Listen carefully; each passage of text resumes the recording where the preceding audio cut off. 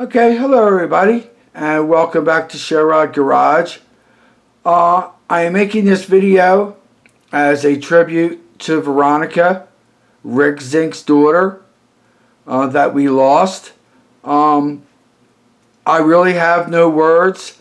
I have no idea what it would be like to lose a child. I can only imagine.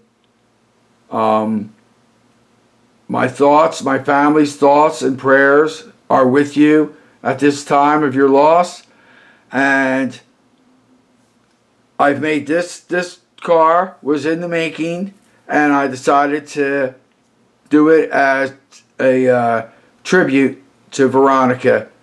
It's the vending machine, and I've turned it into the Coca-Cola machine, and I've added something here to the final build to represent the loss of Veronica.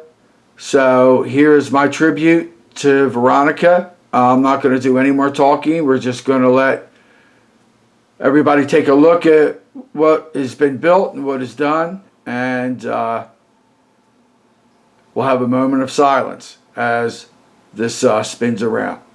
So here's my tribute to Veronica, and sorry, Rick, for your loss. Our hearts and prayers go out to you.